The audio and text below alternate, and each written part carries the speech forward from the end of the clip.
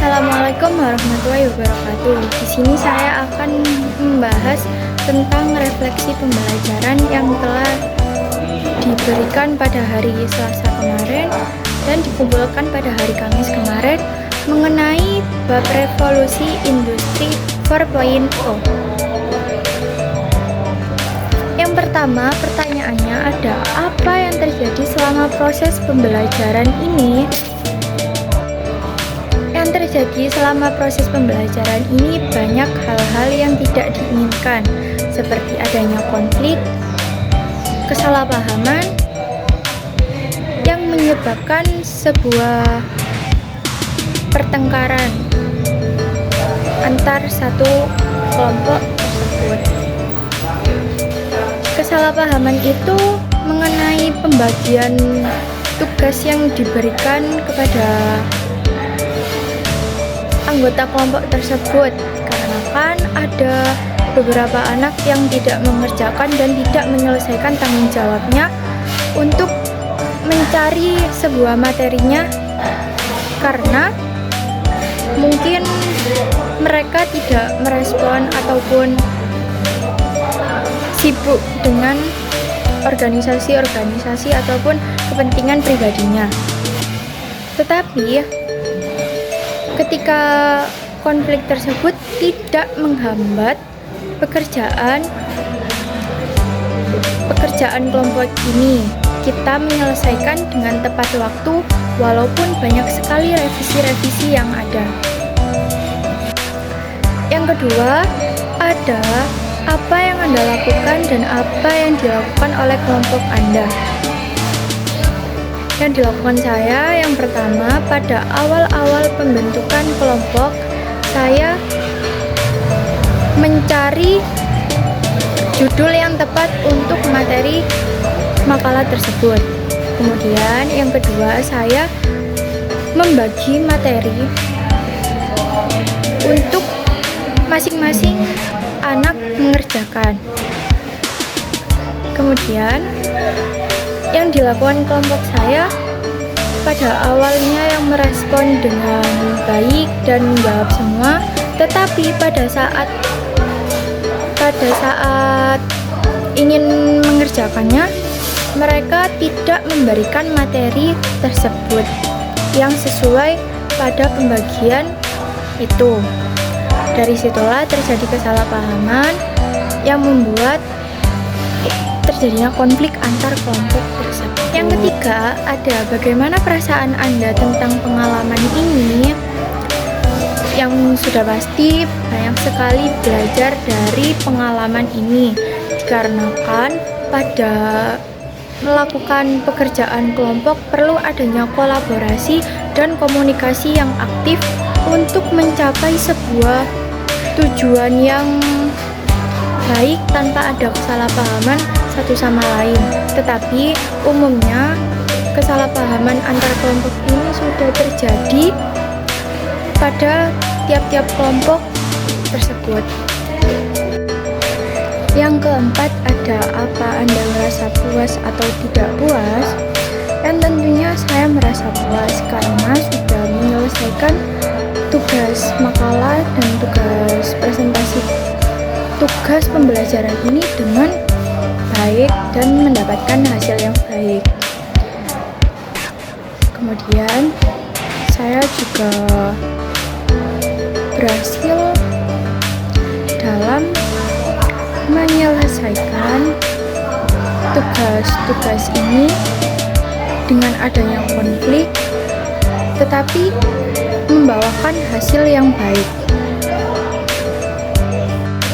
Kemudian yang kelima, apa yang berjalan dengan baik selama pembelajaran ini?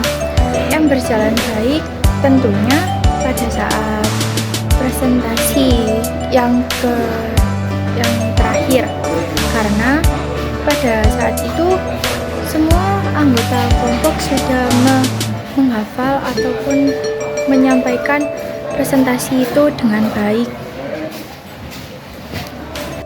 Kemudian yang keenam, apa yang tidak berjalan dengan baik dan mengapa? yang tidak berjalan baik, yaitu adanya konflik yang terjadi pada pembagian tugas yang saya bilang tadi. Tetapi dari hal itu dapat terselesaikan secara baik dan mampu memberikan hasil yang baik dan memberikan nilai yang baik. Kemudian yang ketujuh, ada bagaimana faktor-faktor tertentu mempengaruhi hasil akhir. Faktor-faktor tersebut ataupun proses yang dilakukan membawakan hasil yang baik dikarenakan kekompakan dalam tim yang pada saat itu yang awalnya terjadi konflik, terjadi kesalahpahaman, tetapi pada akhir presentasi ini membawakan penyampaian yang baik dalam segi tampilan ataupun yang akan dipresentasikan seperti PowerPoint-nya itu sudah bagus. Kemudian yang kesembilan, apa yang bisa Anda pelajari dari pengalaman ini? Yang saya dapat ambil atau dapat simpulkan dari pengalaman ini, kita perlu adanya kolaborasi dan komunikasi lebih untuk mencapai sebuah hasil yang baik. Dikarenakan komunikasi dan kolaborasi ini penting untuk membuat hasil yang baik. Dikarenakan jikalau miskomunikasi ataupun tidak kompak, itu membuat kesalahpahaman antar satu kelompok, sehingga ada yang merasa, aku sudah ngerjain banyak tapi tidak dibantu gini, seperti itu. Kemudian yang ke-10, ada apa yang bisa Anda lakukan secara berbeda di masa depan.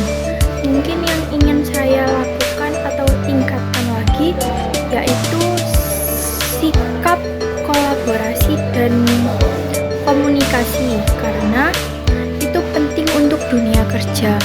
Jika kita tidak memiliki itu tersebut, maka akan membawakan dampak yang jelek bagi lingkungan pekerjaan kita.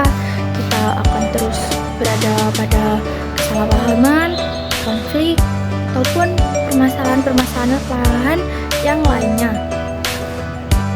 Yang terakhir, ada bagaimana Anda akan menerapkan pembelajaran ini dalam situasi lain.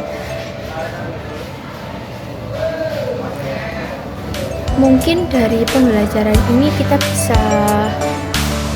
bisa nilai bahwa perlu adanya sikap kolaborasi, komunikasi, kemudian tidak saling menyalahkan, tidak egois, dan itu semua demi membawakan hasil yang baik untuk kedepannya. Kita berhubungan dengan dunia kerja harus mempunyai sikap sopan, terus kemudian sikap percaya diri, menyampaikan keputusan dengan tepat, dan harus lebih banyak lagi melatih pembicaraan agar tidak menyinggung orang-orang tersebut. Kita harus belajar sopan santun terutamanya. Kemudian pada pembelajaran ini juga saya dapat mengetahui apa sih industri 4.0 dan tentang konsep kantor modern, tentang otomatisasi perkantoran, tentang tata letak atau ruangan yang baik untuk kerja, kemudian banyak hal-hal lain yang saya pelajari dari materi ini. Yang terutama,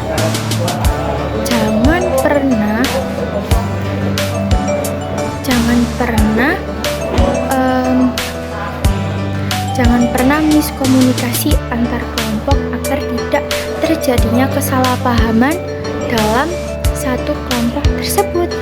Sekian, saya Dina Dwi Lestari ingin mengakhiri tentang refleksi pembelajaran ini. Assalamualaikum warahmatullahi wabarakatuh.